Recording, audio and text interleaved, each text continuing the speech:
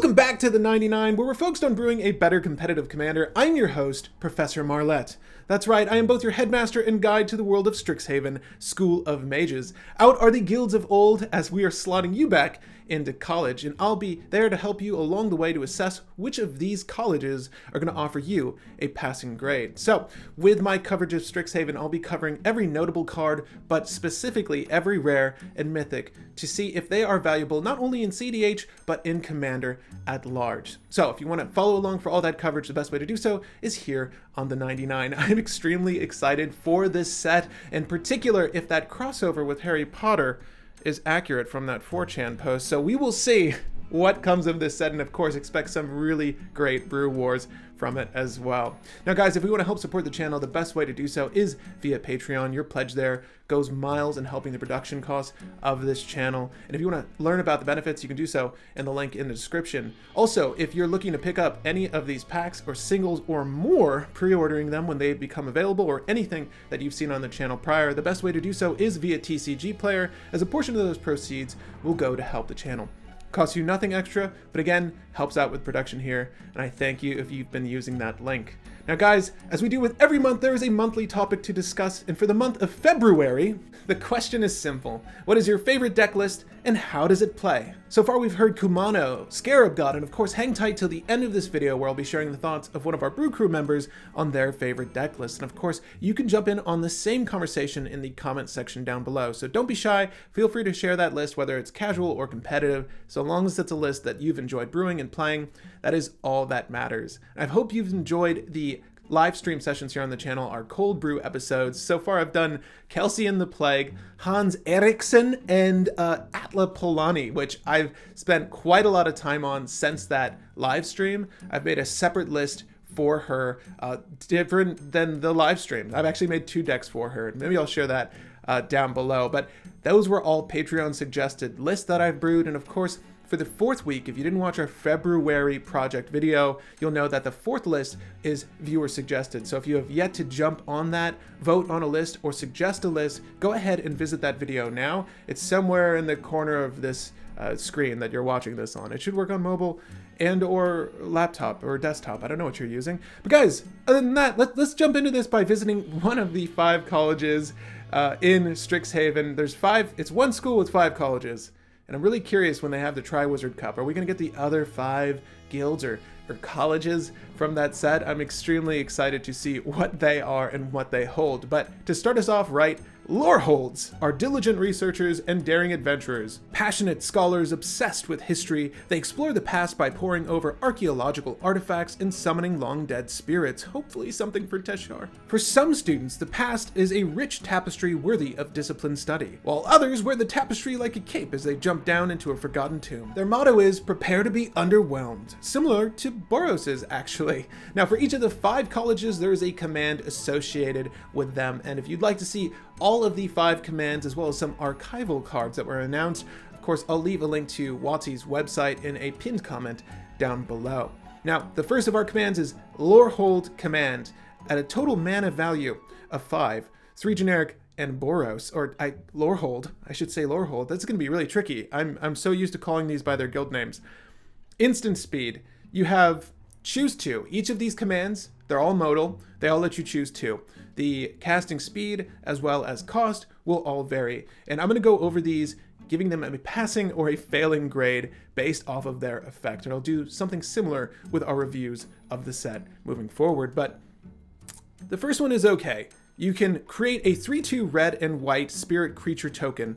Now, it's important to bear in mind that with any modal spell, you do the effects as they're sequenced or written on the card. So if I were to choose this mode in any one of the other ones, the first thing I'll do is create a 3/2 red and white spirit token. That's important looking at this card.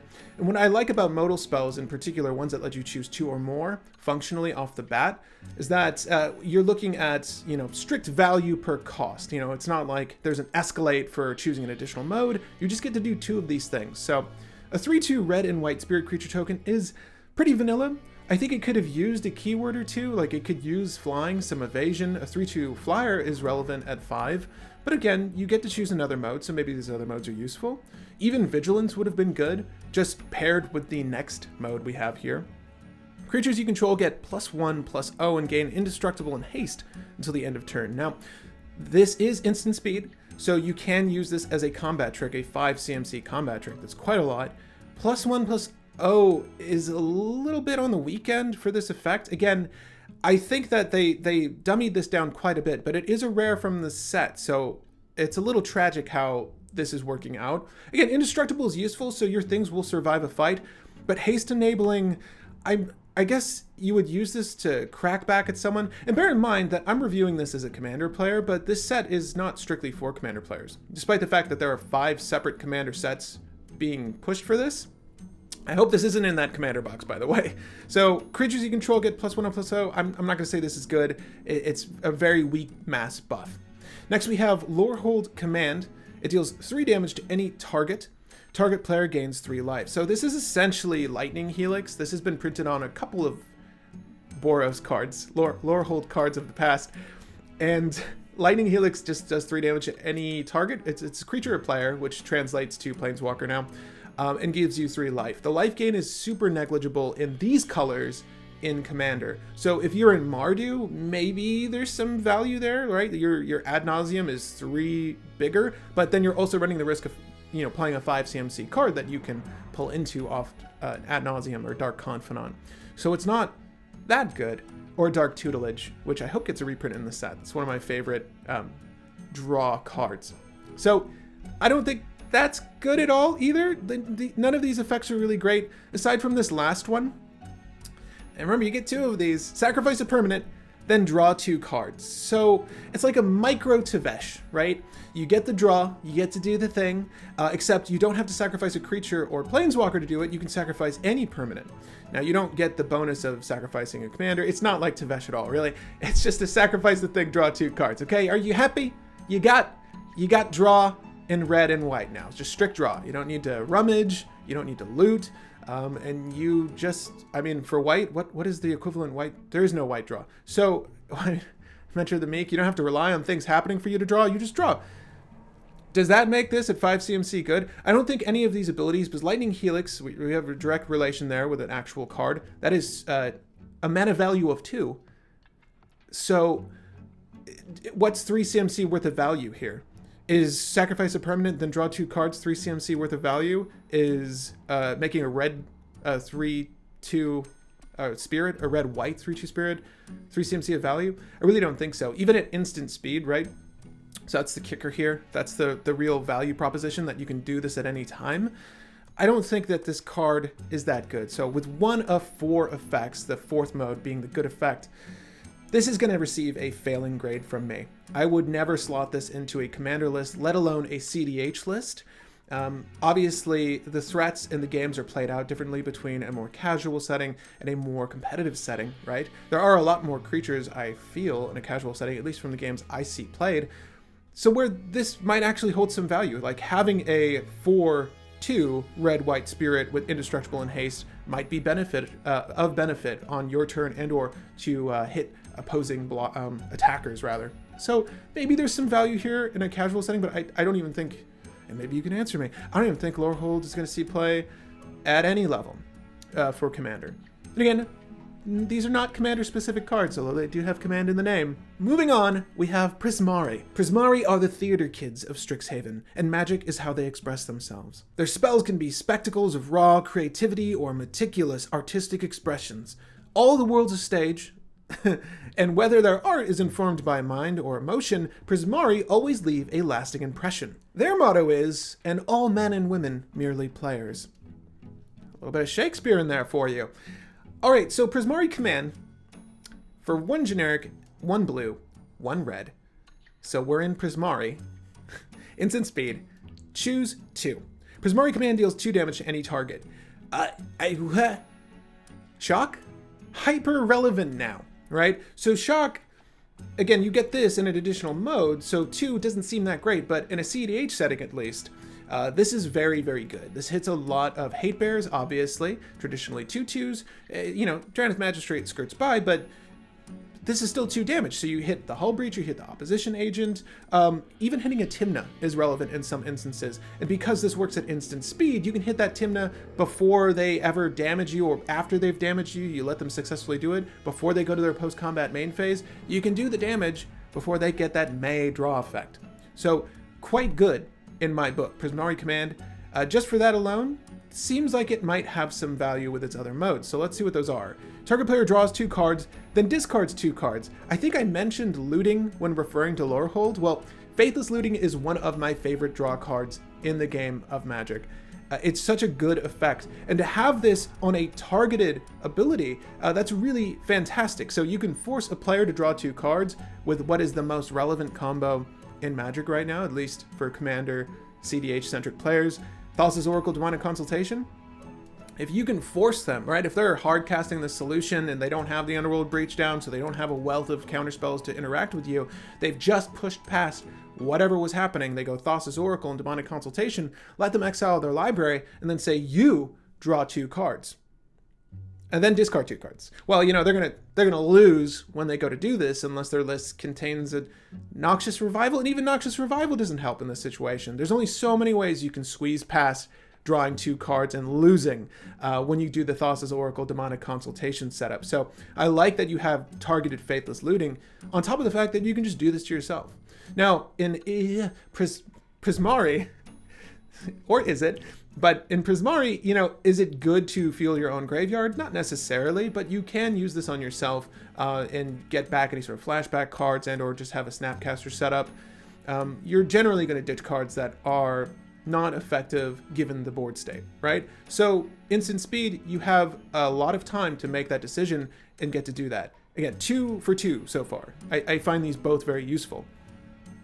The third mode, target player creates a treasure token. Now this is interesting. You don't have to give the treasure to yourself, but you'll likely give the treasure to yourself.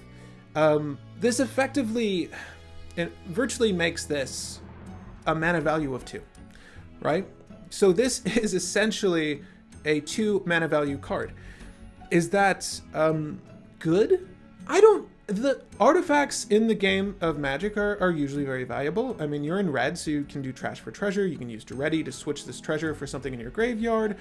There's plenty of ways, right, your Goblin Welders, your Goblin Engineers, to utilize an artifact, because that's what treasure tokens are. However, by and large, I don't think you're going to use this third mode often, unless you really need the mana, or you're on some sort of grinding station Underworld Breach combo, but then you happen to be in blue as well. So it's like, why wouldn't you just be going for Brain Freeze at this point? There's likely no reason for you to use Grinding Station in this build. So you don't need the Grinding Station to sacrifice the artifact to mill 3 to get the ball rolling with your Underworld Breach. If you feel what I'm throwing down, class. I don't think that the third mode is good at all. However, can we save it? Can Prismari save it with their artistic expression in destroying target artifact? So there aren't many artifacts that win the game, and you can say Citadel of Bolas, you can say your Mystical Forge, whatever. They're not commonly seen at a cEDH table, and I'm not sure they're heavily played at casual tables. Again, this is for the Commander player at large. We've got more of an audience than just cEDH players that come to the show, that pledge on the Patreon. I know you guys play at all levels of play, so you can tell me what artifacts are super relevant at your board, and I'd love to hear that in the comments section. The things that I see that are really damning when they land are enchantments, right? So Underworld Breach, when that lands, it's usually game over. And Necropotence, like when that lands, well, they're going to get value whether you destroy that or not. So having that at instant speed is less valuable here. I think having artifact destruction is best at just removing the Mana Crypt from a proactive list, at best removing the Grim Monolith off turn from the proactive list. It's cutting down on the resources that these faster lists receive, right? And this is before they drop their Crom or their Travesh or their engines that get them cards back from, you know, their mulligan of 5 to the perfect hand. Well, you can shut that down by saying, well, I kept a hand of 7 with Prismari Command, and I was able to do this on my turn too. How cool is that? I think that this is At 3 for 4, because that last effect is good enough in my book, at 3 for 4, Prismari Command is going to receive a passing grade. This is a fantastic card. It's just baseline good. Like all the effects, and you get 2 of them, all the effects are really solid from turn 1 to turn 10. However long you go into the game, destroying an artifact, dealing 2 damage to a target, these are all very, very relevant. And of course, filtering through your hand, this is less... it's not really card quality. It is card quality. I'm sorry, you're looting. So you get to draw 2, look at your hand, assess what you need, and then discard 2. It's the opposite of a rummage, right? This is definitely a quality card, by and large. Prismari Command, fantastic. However, not the only college we'll be discussing today, because we're moving on to Quandricks. Quandricks mages are ingenious math magicians. They study patterns, fractals, and symmetries to command power over the fundamental forces of nature. They'll solve a Rubik's Cube while contemplating the metaphysical properties of the universe and can recite every number of pi backwards. Their motto is, piece of cake. Now, we're in Simic, Quandricks, if you haven't guessed from that spiel, had a mana value of 1 generic, 1 green, and blue, instant speed, choose 2. Return target creature or planeswalker to its owner's hand. Now, this is a decent bit of control magic. Some relevancy here with the planeswalkers. Not that many people run opposition for planeswalkers in Commander at any level of play. Not that I typically see. And planeswalkers are becoming far more relevant. I see 3 Fairy often, I see Oko often, I see Tevesh every time I play them. And getting to have that player cast that spell again is such a hiccup for their strategies. Like, if they obviously want that creature down for value, and if you're stopping them from obtaining that value, if their turn devolves into just recasting that and then passing, well, at least you've removed them from a handful of resources, their lands or their artifact ramp. Somewhat decent, but I think more relevant is that you're able to return target creature, anyone's it doesn't have to be an opponent's creature or planeswalker, so you can bounce your own creatures to your hand. In these colors, there aren't that many great creatures to bounce. I mean, like an Eternal Witness is like the big one, right? You get to abuse that ETB, really anything with a decent ETB in Quandricks. However, if you add red to the equation, bouncing a Dockside is like a really big thing. Folks run a lot of bounce effects. Not only is pseudo removal, it's not. If they tell themselves it's removal, that's a lie. It's mainly to snap their own Dockside, right? So having that as a secondary benefit of this card is somewhat decent. I would say that's somewhat decent. Now the second effect, and again, you can choose any 2. Counter target artifact or enchantment spell. Well, this sort of piggybacks on our previous conversation regarding Prismari. This handles both artifacts and enchantments. Countering artifacts, you don't often see.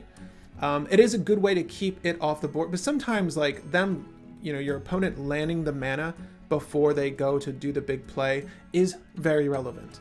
So if you can keep them off the mana, that can actually be a good thing, particularly if they need to use countermeasures, and it's always a blue list. They can use countermeasures to have to interact with you, then they're running out of resources to protect what's actually important. However, you generally save counter cards for the win, which are sometimes and oftentimes enchantments, right? Again, Underworld Breach is the big one right now, but there are a ton of value enchantments that hit the board, and or just annoying enchantments that you don't want to deal with, right? A lot more stacks lists coming back out, a lot of Rule of Law effects coming out. So whether it be Eidolon of Rhetoric and or Rule of Law itself or Deafening Silence, those are all enchantments. Now, you're doing the board a big favor in countering that at 3 CMC, at 3 mana value. However, it's sometimes worth the effect. Like, you don't want to have to deal with the Rule of Law for too long. So if you can get it out of the way early and you're already on a winning plan, that's not a bad thing. I think the counter is very selective. I don't know if you're going to use this mode often. Neither will you use this third mode. Put 2 +1/+1 counters on target creature. So this is okay.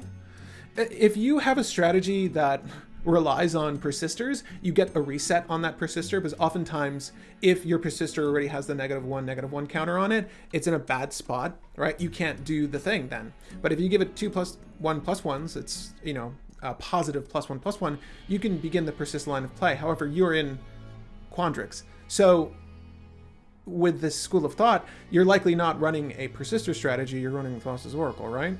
Right? So I don't know if this +1/+1 counter manipulation is going to be very valuable in a commander setting, at least with the strategies that are common in these colors. However, if you extend that you might have a +1/+1 counter manipulation strategy that is valuable. And it's also just a combat trick, technically. And these creatures don't need to be yours, so you can buff an opposing creature if you must to get an effective kill on a much larger or more threatening creature, right? It's not a bad effect. It's not one you're likely going to go for. Lastly, we have the fourth mode, which is target player shuffles up to 3 target cards from their graveyard into their library. Now, again, you hear me harping on Underworld Breach. This is actually a decent effect. Now, this doesn't need to be used, again, on your opponents. It can be used on you as a method of recovery, but this is really good to muck up an Eternal Witness, right? They want to get that thing back in their hand, or Noxious Revival. They want to put that thing back on top of their library. Well, at the same speed as the Noxious Revival instant, you can say, nah, you can shuffle that, and you can shuffle those other 2 cards, and mess up their entire escape pile with Underworld Breach. It's not a huge effect for the game of Commander. I think by and large it's going to be really good at messing up reanimate strategies and or Underworld Breach piles if their escape pile, their graveyard is low. However, I don't think you're going to use that mode altogether too often either. But the first mode or the second mode, and I'm going to say the fourth mode in loose situations, that gives this maybe 2 out of 4 passing cards. In total, I would say this is a failing grade, however. Quandricks Command at 3 CMC, I would prefer it had a better counter attached to it. And the issue with these particular commands in general is that it's tough to say when these 2 modes are going to be relevant at the same time. At least, if you're trying to counter a thing, getting a +1/+1 counter, or rather 2 of them on a target creature is okay at the same instance. Shuffling 3 cards from a player, up to 3 cards from a player's graveyard is, relevant in some situations, but how much value are you really getting out of this at 3 CMC at instant speed?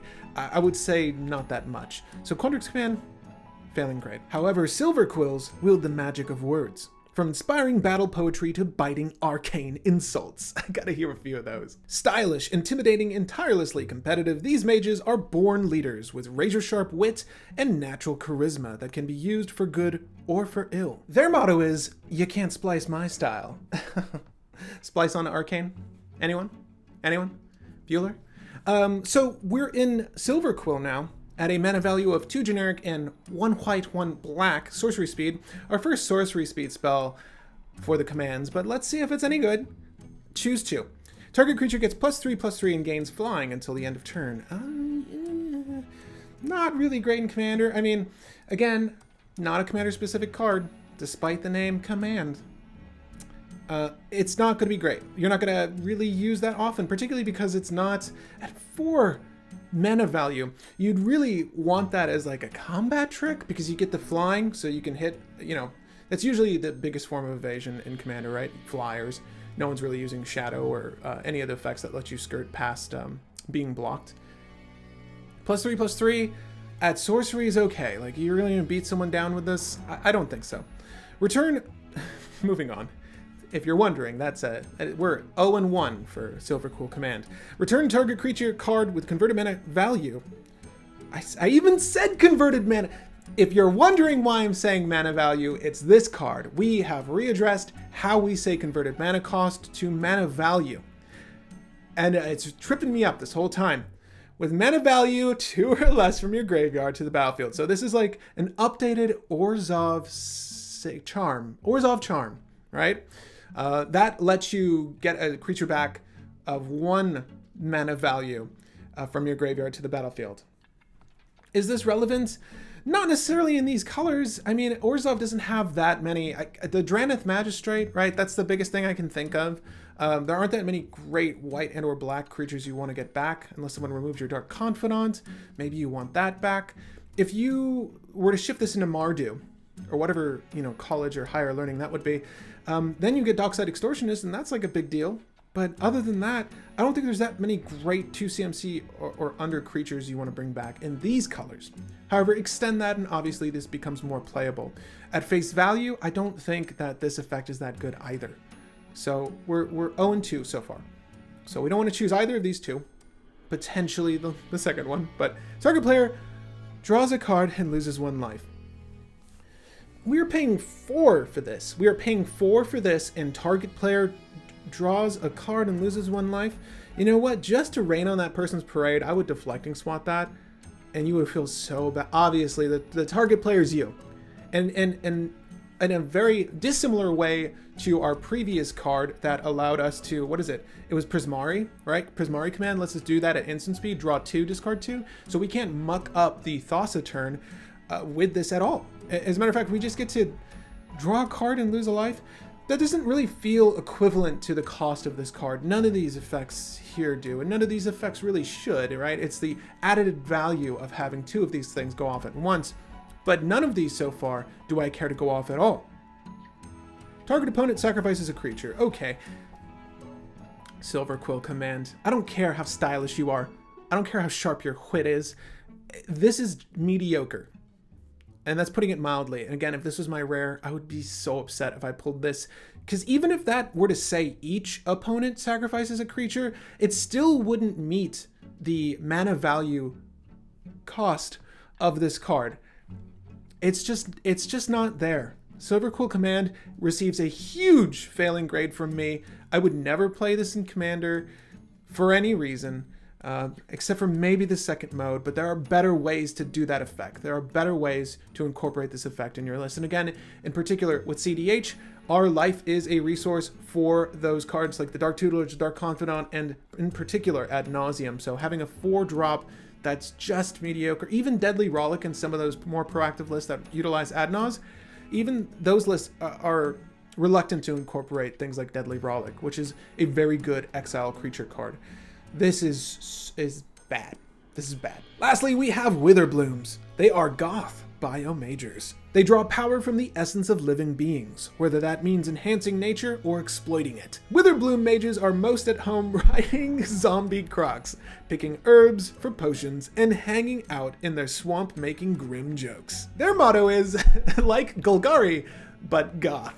And we have Witherbloom Command for our 5th college command spell at black and a green sorcery speed. Choose 2. Now I'm very hopeful that we can at least get 2 passing grades out of these recent spoilers.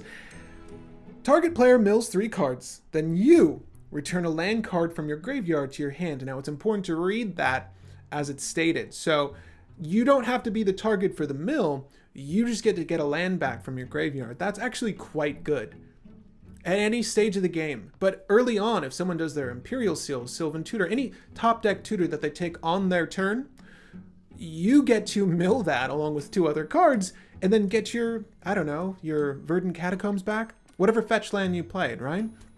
That's actually quite good. I actually really like that top effect a lot. I think that's going to be very playable in a cEDH setting because you're oftentimes, in a lot of these lists, you've got 9 to 10 fetch lands if you're in trip color, right?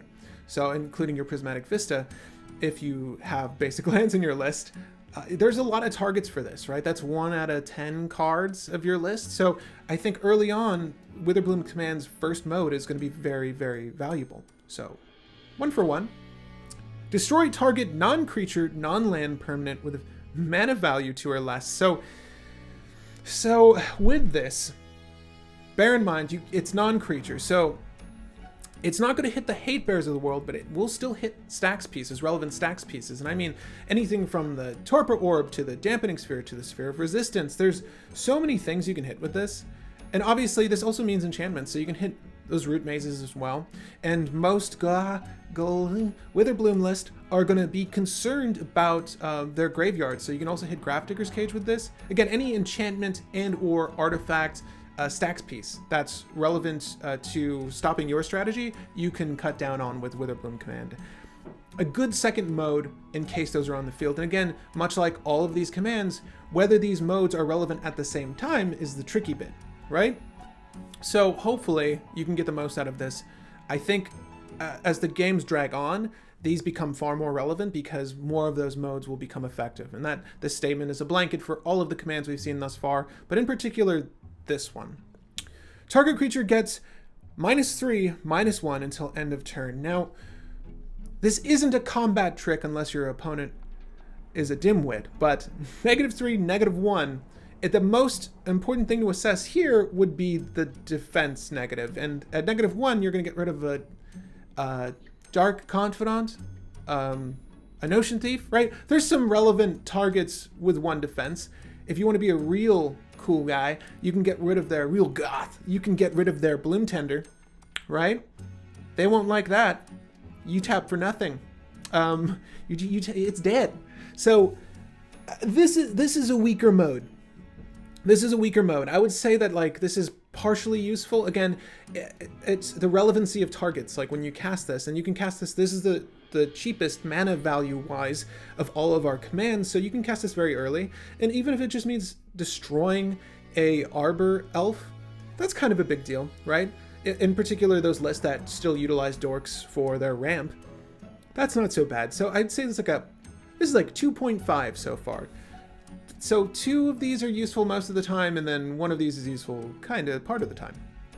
And also it's sorcery speed, right? You just have to bear that in mind. So you can use this after you've done some combat damage to someone to kill something with a larger defense. So may be valuable. The last ability though, target opponent loses 2 life and you gain 2 life.